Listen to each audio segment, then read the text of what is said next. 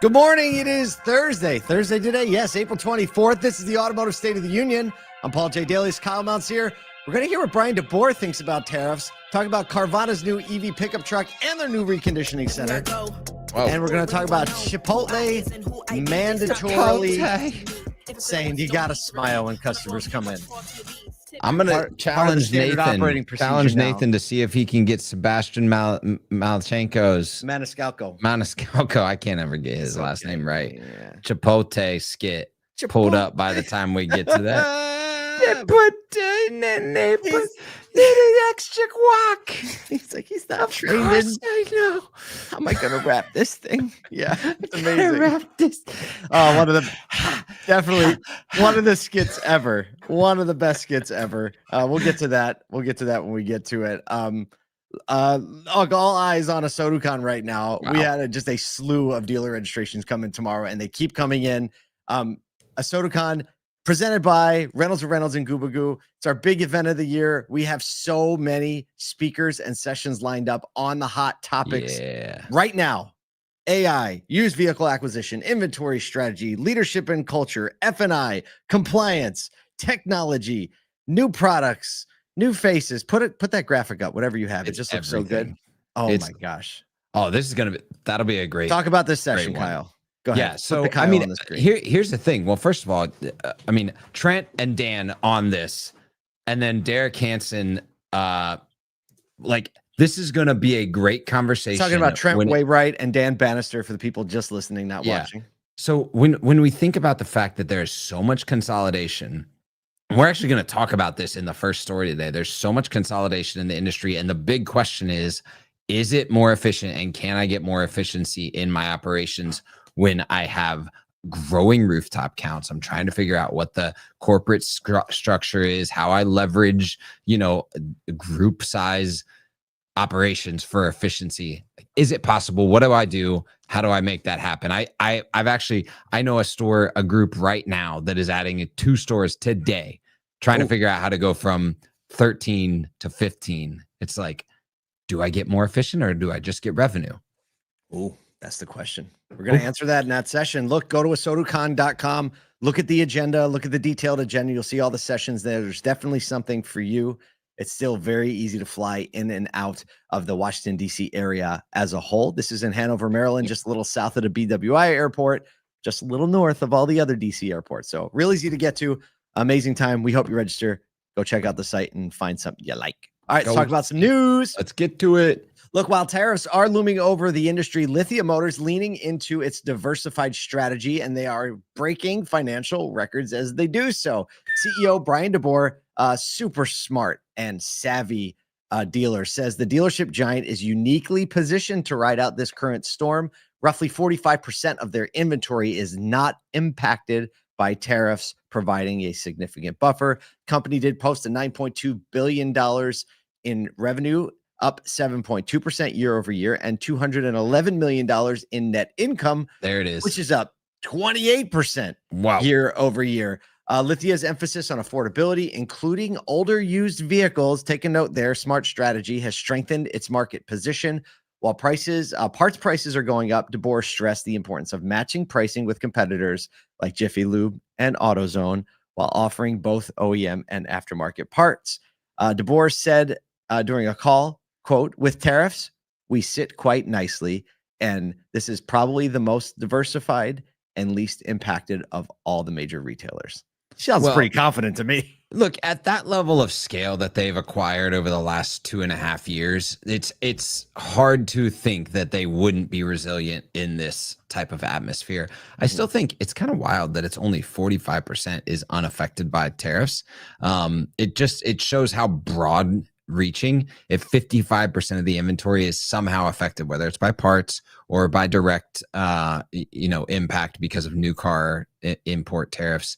But this is the big story to me, and I alluded to it as we were talking about ASOTU CON, is if you're up $9.2 billion in Q1 revenue, meaning gross revenue, which is 7.2%, but you're up $211.2 million in net income, up 28%. That, I mean, I haven't looked at the stock price yet. We should look it up. But that right there to an investor is insane, because that's where all the dividends, that's where things come out of. That's where your opportunity to go deeper into R&D, to hire for efficiency, to scale technology for efficiency. That's literally a 4x multiple on what the impact to the bottom line is, which means they are actually finding efficiency and scale. Absolutely. Look, I think that a lot of the things like you talked about before this is that dealer groups considering, do we get the money? Do we try to diversify more? I think the diversification strategy has helped everyone who deployed it in the last several instances we've had of disruption, whether that was inventory, whether that was pandemic. It's always a good strategy. And, obviously Lithia, just a behemoth because of the way they've been executing that strategy over the last decade. So there you go. Give us something to look at, something to think about. But I specifically like the older used car model. Like, that's the real used car business, right? Yeah. That's not like the rental car business. And that's it's affordability. The used car business. Affordability right there. Absolutely. And, a lot of people who deploy that strategy do a great job at owning the entire garage, right? Because, you have a new driver that needs a car. You have a kid that needs a car for college. You start to provide the full solution for a family's driveway throughout the entire life cycle. And it sounds like they're doing it. Speaking of doing it. Yo. Segue. Time.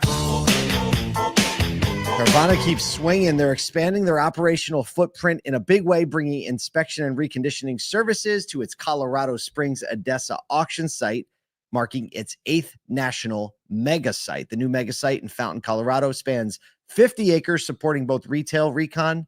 Oh, it does retail recon as well, and wholesale auction needs, and will create 100 new jobs. Oh, it doesn't mean like retail. It means like vehicles are going to retail, not retail services. Yeah. At first I was like, wait a minute, people can go in here and get recons. No, I'm sorry. That's no. Stop me for a second. Yeah. To their retail units. Yes, got it. Exactly. With the added capacity, they can offer more inventory and speed up delivery in that market and surrounding markets more efficiently. This is Brian Boyd, Senior Vice President of Inventory, said that integration will bring a wider selection of vehicles with quick shipping times to local customers and provide a more robust offering for local wholesale customers. I can tell you this: centralized reconditioning is the way to leverage a regionalized dealer group. And Carvana is planting these massive reconditioning facilities in locales where they have a lot of impact. You see 8 mega sites in cities that are centrally located among some of their like highest level volume areas. Yep. And this is where, like, if you have a group that is growing in size, and we can talk about this a lot, I think, if you want to know who's doing it, actually Joel Bassam will be at ASOTU CON, and you should ask him. He's the one to talk to. You're right.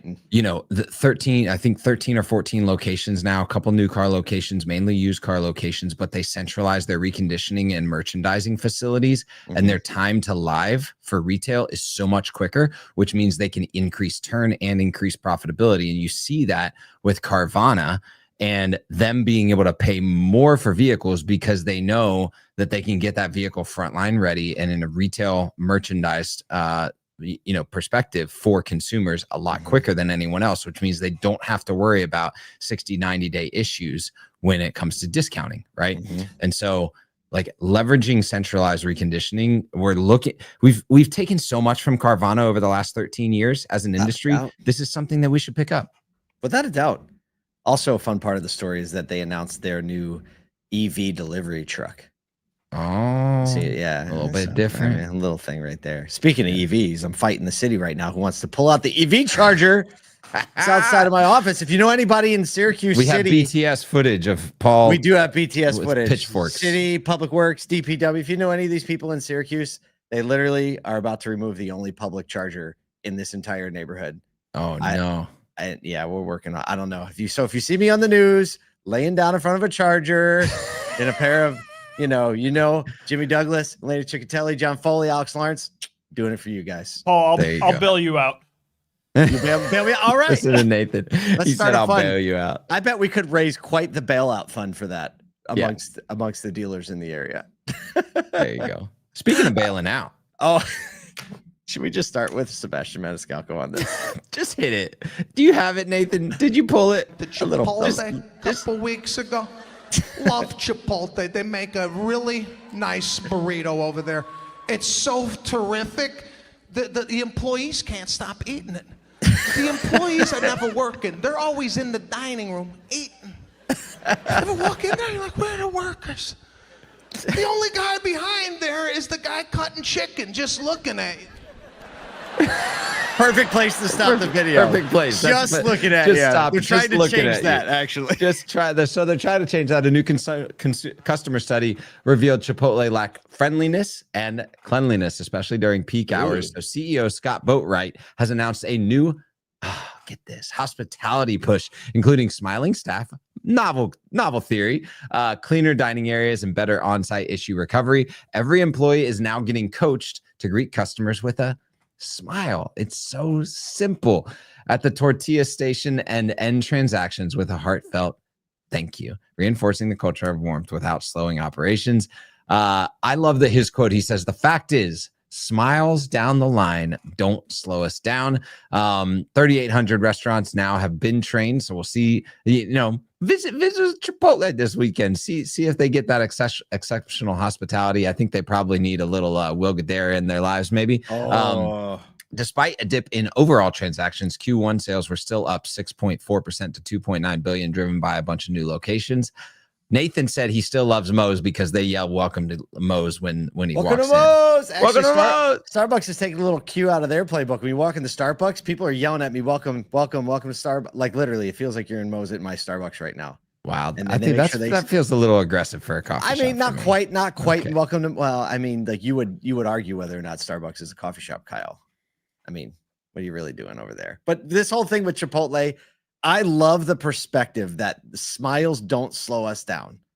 Right. I've heard, I mean, you can't underestimate what a smile does for a customer, like a genuine smile, and also what it does for the culture when you start to build it in. I expect they're going to face some resistance over this. I expect there's going to be some adoption issues that they're going to have to lead through. But I do believe if they can lead properly, eventually it would just become the norm. And like any cultural excellence, it started having to be enforced. It took Chick-fil-A 7 years to make my pleasure the standard. Did you know that? It takes a long time. 7 years, but now everyone's like, no, they always do. Like they magically flip the switch. Oh, by the way, guys, we're going to say not my pleasure instead of thank you. And everyone's like, okay, let's do it. This is a cultural shift that will have to happen at an org like that big. So we'll see if they have the fortitude to execute it or not. But I think there was a lot we can take away from this in our dealerships, on the front lines, in the service lanes every single day by just the simple thing as a greeting and a smile, changing the whole dynamic of the experience. Look, thank you so much for being here with us today. Always, thank you for listening to the show. Thanks for reading the email. We hope you can join us at ASOTU CON this year, where we can talk about this stuff, make changes, move forward together.